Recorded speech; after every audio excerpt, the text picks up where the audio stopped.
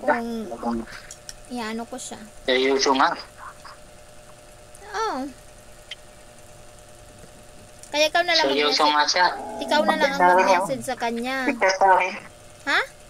Nagsasabi. Kausapin mo siya. Nga mo. Ikaw, kung ano Okay na. Okay na. advice mo sa Sumusunod na ako kanya? po, Carla. Ano ba ako pa? Doon ka na muna sa ano.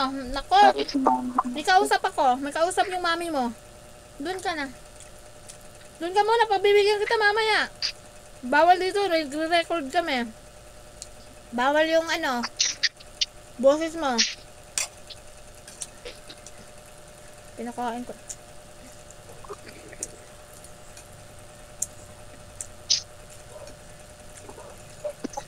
Ano?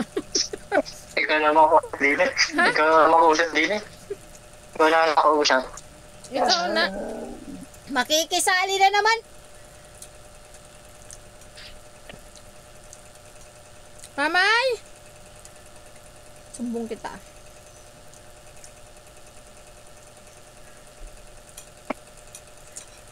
Bakit? Ano ba? Bakit ka ganyan, pre?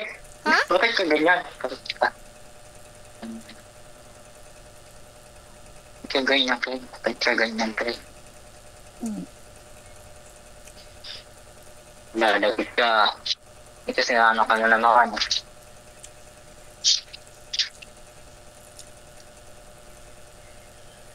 Basta ako kain ako ng marami. Nai-stress ako. Lagit ka. Para tumaba ako. May kasalanan ka. Hindi ko kasalanan. Wala pa Ikaw naman ako sa kanya. sinasagot. Siyempre karapatan kong mamili, di ba? Kahit na wala ka man nasagot, ano masishare ko nga isa dun eh. Mali Ano ka ba? mali yung mindset mo na yan. Kalapatan kong mamili. Tanong mo. Tanong mo kasi sila Brubena, kay Bislins. Dahil hindi pa naman ako namimili, wala pa naman akong sinasagot. So karapatan ko. Maliban na lang kung may sagot nga. Mahingi ka ng advice, tanong mo kay sila Brubena. Kung may mali nga ba. Tapos kung may mali, Okay. itanong mo sa kanila. Tama na pala marimar. Hindi, tanong mo muna kung anong sasabihin nila sa'yo. Tanungin kita uli. Kasi pagka may sinabi silang meron nga akong mali, naisipin ko. Tanong mo yung kwento. Kasi, pero yung kwento mo ganito. Kayo, maliligaw ko pa lang. Wala pa naman akong tinatanggap na boyfriend ko.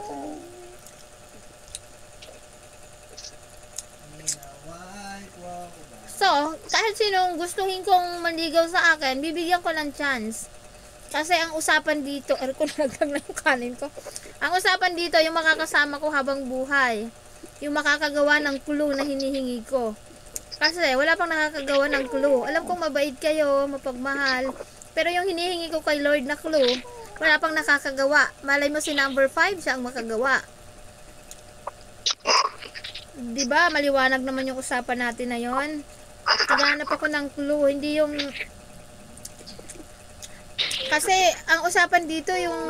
Ano yan eh, buhay, ano yan eh, yung makakasama ko Ano ba si Kupa?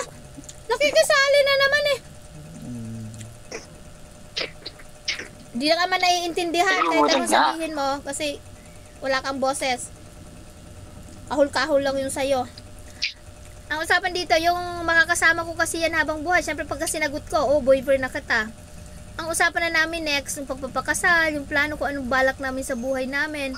So gusto ko naman yung, di ba paulit-ulit na ako nabibigo? Nung una naman parang ganun din, mabait, parang kagaya sa inyo.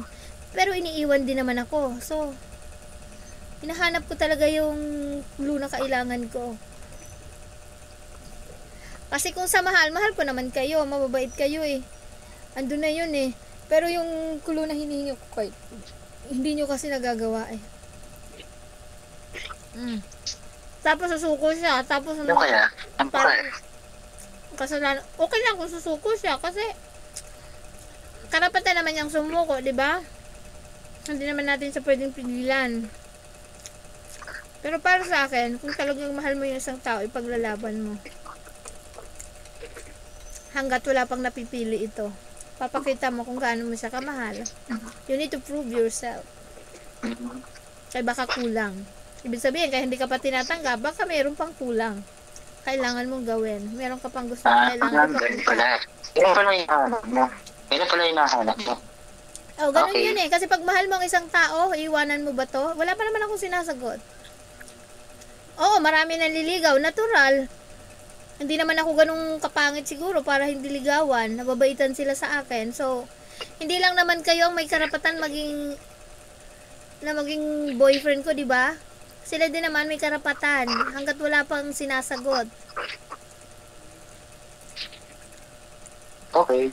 Ganon. Itanong mo kay Sisilab muna.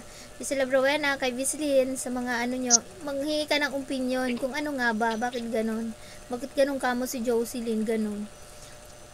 Tumatanggap pa ng manliligaw. Pero sa bagay ka mo, wala pa namang sinasagot sa amin. Oh. Kung ano magiging advice sa inyo. Okay. Tama? Okay.